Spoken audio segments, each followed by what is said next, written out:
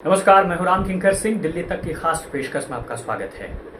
दरअसल राजधानी दिल्ली में इस वक्त जैसा शराब नीति और साथ ही साथ डीटीसी घोटाले, कथित घोटाले को लेकर जिस तरह से राजनीतिक सरगर्मियां बढ़ रही हैं और साफ तौर पर हमने देखा कि किस तरह से जब बाकायदा सीबीआई की रेड मनीष सिसोदिया के घर पे हुई थी और उसके बाद से काफ़ी लंबे अंतराल के बाद हाल के एक दो दिनों में यानी पिछले शुक्रवार को एलजी की मीटिंग और साथ ही साथ दिल्ली के मुख्यमंत्री अरविंद केजरीवाल के साथ हुई थी। जब अरविंद केजरीवाल बाहर निकले तो उन्होंने साफ तौर पर ये इल्ज़ाम लगाया कि जो सिविक एजेंसीज है यानी दिल्ली के केस में दिल्ली नगर निगम वो ठीक तरह से काम नहीं कर पा रहा, इसीलिए देखा जा रहा है कि चारों तरफ सफाई नहीं है, गंदगी है। साफ दिखाता है कि इस तरह का स्टेटमेंट निकल कर सामने आना यानी कि वाकई आने वाले दिनों में कुछ है।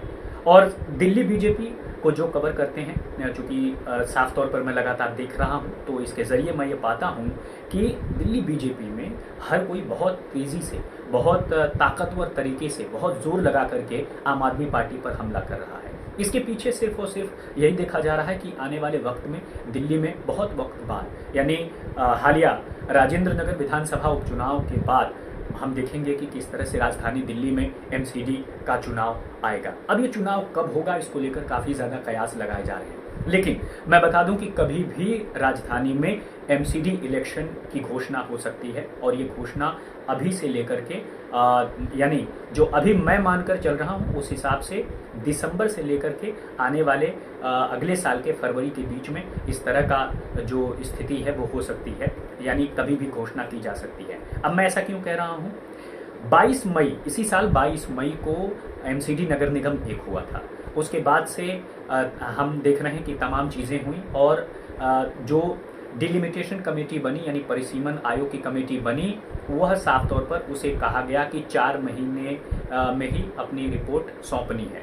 और यह अगर उस हिसाब से डेडलाइन की बात करूं तो डेडलाइन बहुत करीब है और 8 नवंबर को ये डेडलाइन पूरी होने जा रही है। अब ऐसे में अगर डेडलाइन से पहले परिसीमन कमेटी की रिपोर्ट सबमिट कर दी जाती है तो उसके बाद पब्लिक से और दूसरे तमाम लोगों से, आरडब्ल्यूए से उनके ओपिनियन मांगे जाएंगे उस ड्राफ्ट कमेटी की रिपोर्ट पर।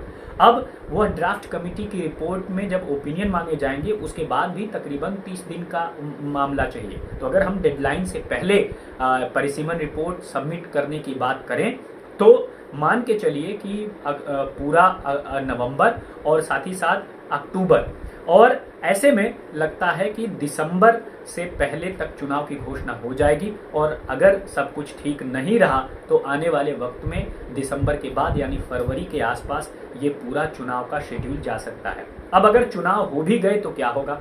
जो दिल्ली म्यूनिसिपल एक्ट कहता है वो ये कहता है कि 1 अप्रैल से ही नए मेयर का चुनाव होगा और 1 अप्रैल से यानी नए वित्त वर्ष से ही जो मेयर है वो अपनी कुर्सी संभालेगा। अब म्यूनिसिपल कॉरपोरेशन एक्ट के जरिए क्या अगर चुनाव पहले हो जाता है तो 1 अप्रैल तक वेट किया जाएगा, तब भी जो ब्यूरोक्रेसी अभी काम कर रही है वही लगातार काम करती रहेगी। तो ये बहुत सारी ऐसी चीज़ें हैं जो मैं आपको बताना चाह रहा था। यानी राजधानी दिल्ली में अगर राजनीतिक हमले तेज हो जाएं और एक दूसरे पर ज़्यादा कीचड़ उछाले जाएं तो समझिएगा चुनाव बहुत करीब है और बहुत जल्द आने वाला है। इन सब के बीच अगर तैयारियों की बात करें तो हर पार्टी अपने अपने तरीके से तैयारी कर रही है। दिल्ली बीजेपी ने पंच परमेश्वर यानी दिल्ली के जो 13,820 बूथ हैं उन सभी बूथों पर एक बूथ पर पंच परमेश्वर तैनात करेगी। ये वो 5 लोग होंगे जो कि उस बूथ को देखेंगे, जो वोट कटेगा उसको जोड़ने का काम BLO 2 देखेगा, एक महिला और पुरुष होगा और साथ ही साथ एक काफ़ी अनुभवी और सीनियर सिटीजन एक आदमी होगा जिसके ज़रिए ये सब कुछ किया जाएगा, अंजाम दिया जाएगा। और साथ ही साथ आम आदमी पार्टी भी लगातार तैयारी कर रही है और आपने देखा कि किस तरह से एक के बाद एक एमसीडी के मुद्दे विधायक दुर्गेश पाठक की तरफ से और साथ ही साथ दूसरे नेताओं की तरफ से उठाए जा रहे हैं।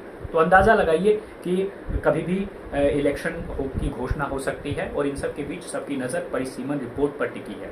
अब सवाल ये उठता है कि आप जिस वार्ड में रहते हैं उस वार्ड की स्थिति क्या होने वाली है। कोई बड़ी चीज़ नहीं है, बहुत सीधे आसान और सपाट शब्दों में आपको बता रहा हूँ। दरअसल अगर आपके तकरीबन मिनिमम रखा गया है कि तकरीबन 3 से 4 वार्ड होंगे, कई जैसे मटियाला विधानसभा क्षेत्र है वहाँ पर बहुत बड़ा वार्ड है, तकरीबन 6-7 वार्ड आते हैं। तो उन वार्डों की संख्या कम होगी, यानी बड़ी विधानसभा के वार्ड कम होंगे और छोटी विधानसभा के वार्ड बढ़ाए जा सकते हैं। अधिकतम 60,000 की जनसंख्या के आधार पर ये रखा गया है, और जैसा होना चाहिए कि 50% सीट रिजर्व होगी तो वो रिजर्व होगी, और साथ ही साथ 40% जिसे कहा गया तो तकरीबन 42% के आसपास जो है केंद्र ने नए नोटिफिकेशन के तहत निर्धारित कर दिया है कि आरक्षित सीटें ये होंगी। और आपने देखा कि किस तरह से पहले एमसीडी में 272 वार्ड हुआ करते थे, अब इन वार्डों की संख्या मिलाकर के 250 निश्चित हो गई है, और ये होना ही था, इसमें कोई बड़ी बात नहीं है। अब सवाल यही है, सबकी नज़रें इसी पर टिकी हैं कि आखिरकार ये इलेक्शन है तो कब, और सबसे बड़ी बात कि इसका और कई लोग आपको ये भी कहते मिलेंगे कि गुजरात विधानसभा चुनाव जब होगा उस आधार पर या उसके आसपास कराए जा सकते हैं। तो बहुत लोग इसका तर्क ये देंगे कि उस समय दिल्ली के मुख्यमंत्री अरविंद केजरीवाल का ज़्यादा फोकस गुजरात पर रहेगा, इसलिए वो गुजरात के दौरे पर रहेंगे, दिल्ली में ज़्यादा ध्यान नहीं दे पाएंगे, और इस वजह से बीजेपी के हक में एक चुनाव जा सकता है। तो बीजेपी के लोग ऐसा सोच रहे हैं। लेकिन इससे पहले अगर आप कई विधानसभा चुनावों का जो ट्रेंड है उसे उठाकर देखें तो अंतिम दिनों में ही मुख्यमंत्री अरविंद केजरीवाल की यहाँ पर कई रैलियां होती थी, और उसके बाद से ही वो रैलियां ही चुनाव पलटने का काम करती थी। तो अब ऐसा नहीं है कि हर एक क्षेत्र में या हर एक पार्षद के साथ जाकर वो चुनाव करेंगे। तो अब चूंकि ये कहना बहुत जल्दबाजी होगी कि आखिर पार्टी की स्ट्रैटेजी आने वाले दिनों में क्या होती है, लेकिन इतना ज़रूर है मेरे हिसाब से कोई खास फर्क नहीं पड़ने वाला है। और अमूमन जो विधानसभा चुनाव होता है वो बड़ा ही हाइपर लोकल होता है, लोकल मुद्दों पर बिजली, सड़क, पानी, सफाई पर लड़ा जाता है। और साथ ही साथ अगर लोग ये कह रहे हैं कि गुजरात विधानसभा चुनाव के साथ ही होगा, तो दूसरा तर्क ये है कि राज्य निर्वाचन आयोग जो चुनाव करवाता है वो एमसीडी का चुनाव करवाता है, यानी जो चुनाव आयोग चंडीगढ़ का इलेक्शन कराता है वही चुनाव आयोग दिल्ली का भी इलेक्शन कराता है।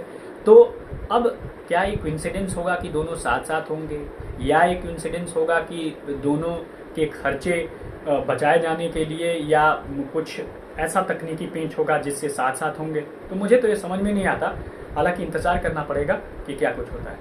तो मेरे साथ इस वीडियो में बस इतना ही। मुझे और पूरी दिल्ली तक की टीम को दीजिए इजाज़त।